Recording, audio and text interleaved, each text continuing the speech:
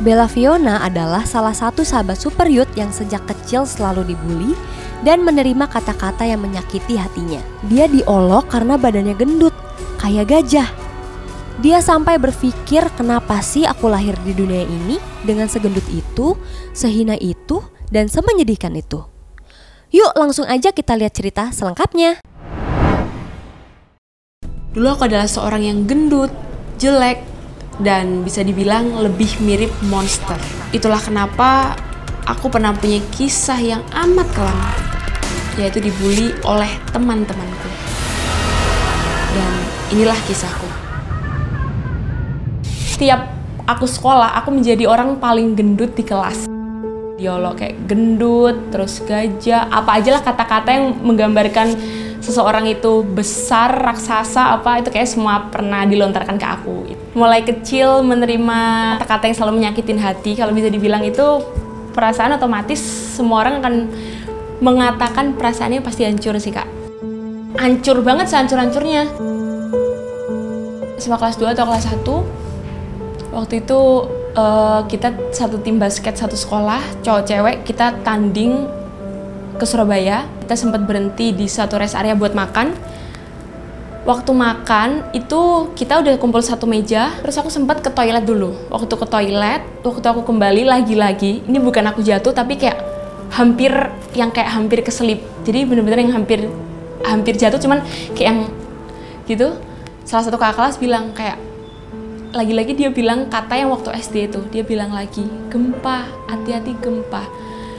Dan di situ aku melihat bener-bener itu kayak kalau kebayang itu semua muka yang ada di situ.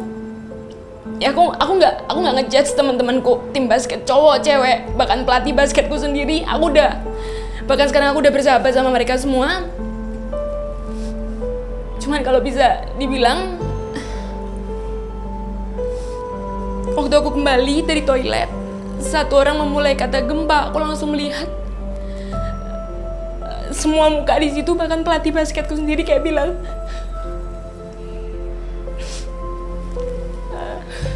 semua kayak ketawa bener-bener. Aku nggak tahu apakah dengan membuat ejekan itu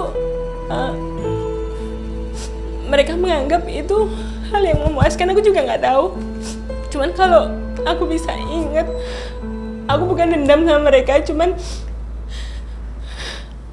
di saat itu bener-bener semua muka yang ada di situ bener-bener seketawa itu. Ibarat kata kayak itu nggak lucu gitu, menurut aku itu bener-bener nggak, itu bukan lucu gitu. Aku kayak pengen bilang itu nggak lucu gitu. Aku pengen bilang itu. Bener-bener semua cowok, pelatih basket, temen-temen cewekku sendiri pun, temen-temen basket cewekku sendiri pun ikut tertawa. Walau abis gitu beberapa bilang, udah Vi nggak usah didengerin. Cuman aku sempat melihat semua di situ ikut mertawakan dulu. Mungkin kalau saat itu aku bisa, mungkin saat itu kalau aku paham, ibarat kata kalau hal itu salah, mungkin aku bakal speak up, kayak ya aku bakal negur. Mungkin kalau saat itu aku paham, ibarat kata kita punya perasaan, kita bisa bilang apa yang sebenarnya perlu kita omongin. Tapi saat itu benar-benar kayak ya meluapinya cuman bisa ya paling tanya ke Tuhan kayak, sampai kapan sih Tuhan, kayak aku nggak menerima ejekan ini. Terus aku juga setiap aku merenung tuh aku cuma bilang ke Tuhan kayak, kenapa sih kok aku nggak bisa dilahirin kayak si A putih, si B yang rambutnya lurus, si C yang kurus dari lahir, si D yang makan banyak nggak gendut-gendut. Kenapa sih kok aku tiba-tiba kayak lahir di dunia ini udah segendut ini, sejelek itu, sehina itu, semenyedihkan itu. Gitu sih. Kalau luapanku cuma bisa sebatas kayak aku, diriku, dan Tuhan gitu sih. Luapanku selalu kayak gitu. Aku dapetin dari orang-orang, nggak usah temen, bahkan keluarga aku sendiri. Kayak dulu itu mama sih, tapi aku yakin mama sayang kok sama aku. Dia sering banget kalau lagi makan dia ngomong, udah nggak usah banyak-banyak, tambah gendut, nggak mau itu kayak temenmu cantik gitu. Ya di saat itu Aku pernah satu saat tuh aku benar-benar gak kuat, aku bilang kayak, udah mah, gak usah ngurusin badanku lagi, gak usah banding-bandingin aku lagi. Mulai SMP, aku sebenarnya ada bersyukurnya sama Tuhan ketika banyak orang yang bilang iri sama aku. Irinya, kamu bisa loh bergaul sama orang, kamu bisa bikin orang ketawa. Ternyata ada juga yang maksudnya yang mengamatin kalau hal yang aku dapetin itu adalah sebuah berkat gitu. Kadang aku mikir, oh ada loh yang nganggep yang menurutku biasa ya, emang Tuhan melahirkan aku dengan sesupel ini, itu adalah sebuah berkat menurut temanku gitu.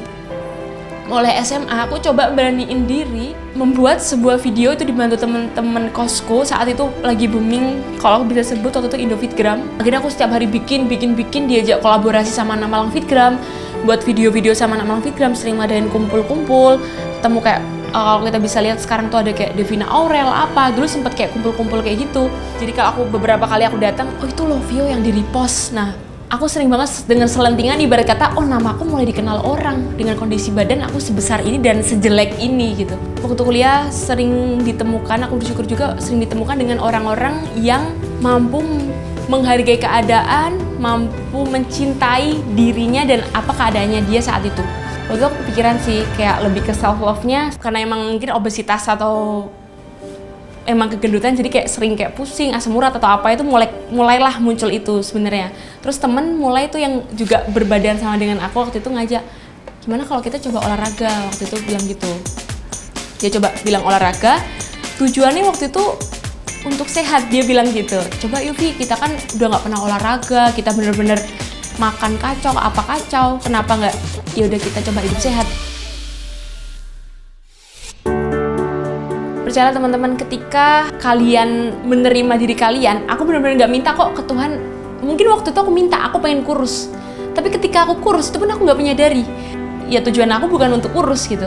Tapi ya setelah aku melakukan, benar-benar aku tekunin, oh aku mulai makan konsumsinya lebih sehat, aku olahraga teratur, aku mencintai tubuhku, benar-benar aku menghargai apapun yang terjadi sama tubuhku, maupun aku sekarang seperti apa, aku benar-benar mencintai tubuhku. Dan ya aku mencintai tubuhku layaknya aku mencintai Tuhanku. Ayat pegangan aku itu kalau Mazmur 147 ayat 3. Secara garis besar itu He heals the broken. Dia akan mengobati setiap hati yang terluka. Ketika aku udah mulai menerima diri aku, ketika aku bersyukur ke hal-hal positif itu, aku bener-bener udah melupakan apapun yang udah aku alamin. Bullying apapun, kata-kata mereka, siapa orangnya, sebegitu menyakitkan seperti apa, itu aku bisa bilang, aku udah lepasin semua, aku udah nggak ada yang namanya sakit bullying, itu aku inget.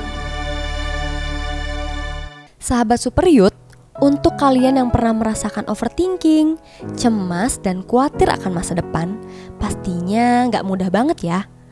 Kita mau ngajak kamu nih untuk punya support system yang mau ada buat kamu. Kalau kamu ada masalah, jangan dipendam sendirian ya.